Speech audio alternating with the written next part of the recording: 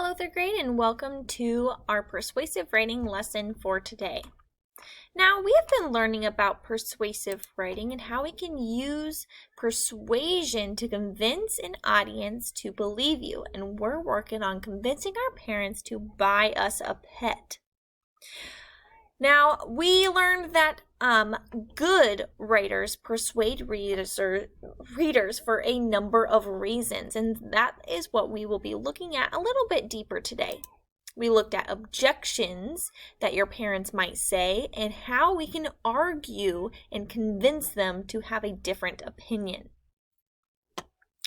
Our last lesson, we looked at making a strong introduction, and I want to show some students that had some really great ones. So Allison is persuading her parents to get a German Shepherd, and she said one of her questions was, have you ever wanted a German Shepherd? And maybe that'll make your parents think like, oh, maybe I did.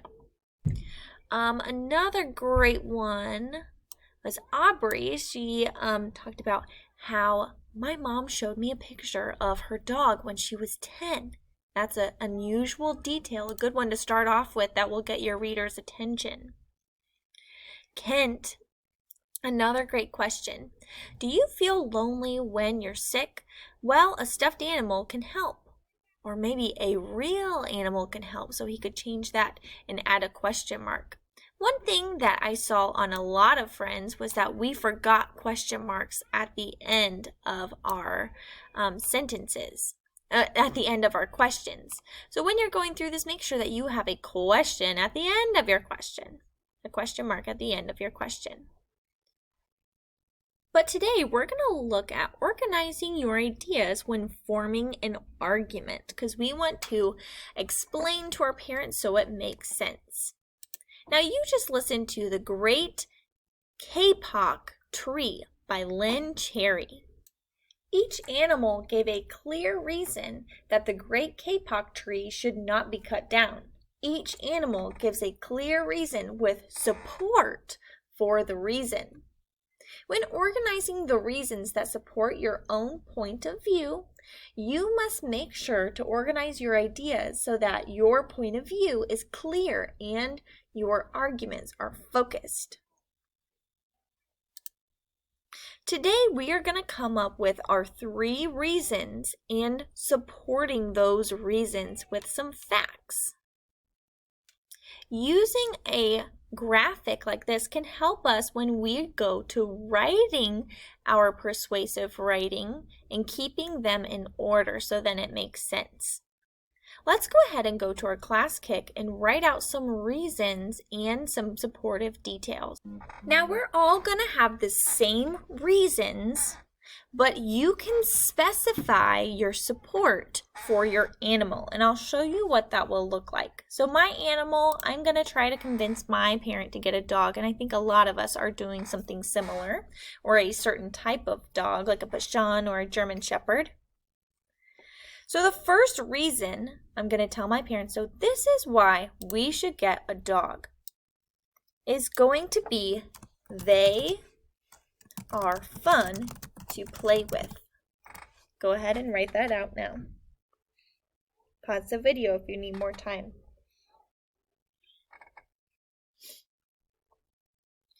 Now, when I'm adding support, that means I'm adding facts, things that I could prove.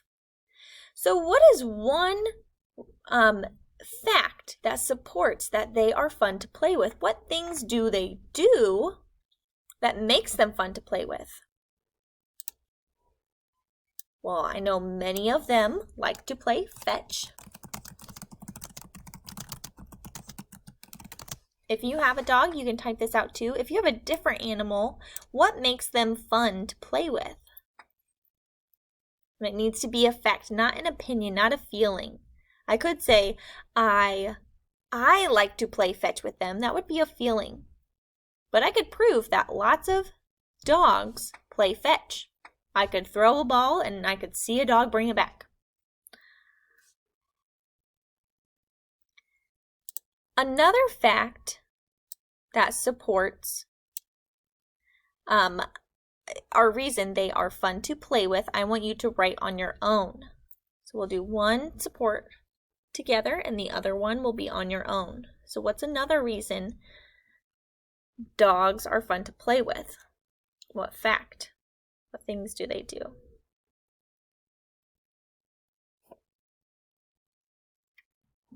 Pause the video now so you can type that out, and then we'll move on to reason 2.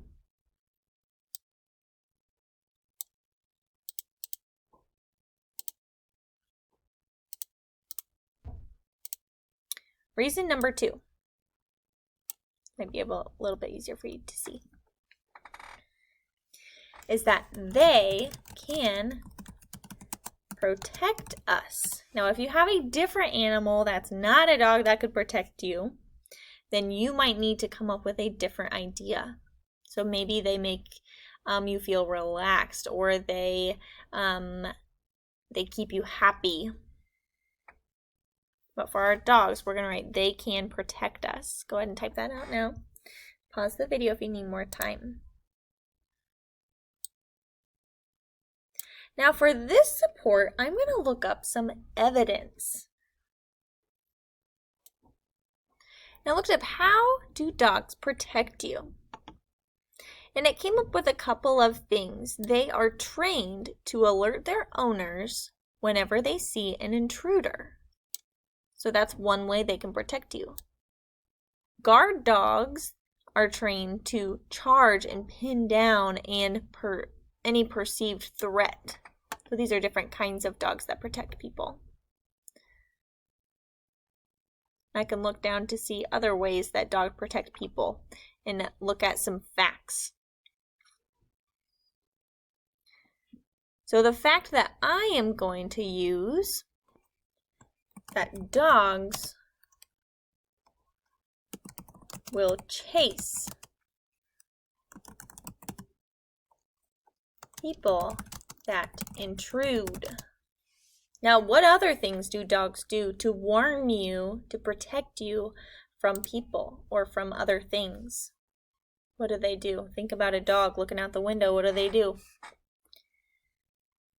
Or whatever animal you have.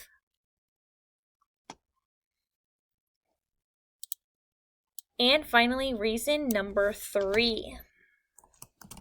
They can teach me responsibility. Go ahead and pause so you can type that out.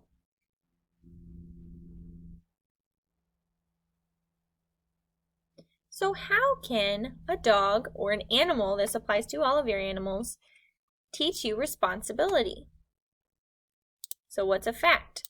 Well, you will have to feed it multiple times a day.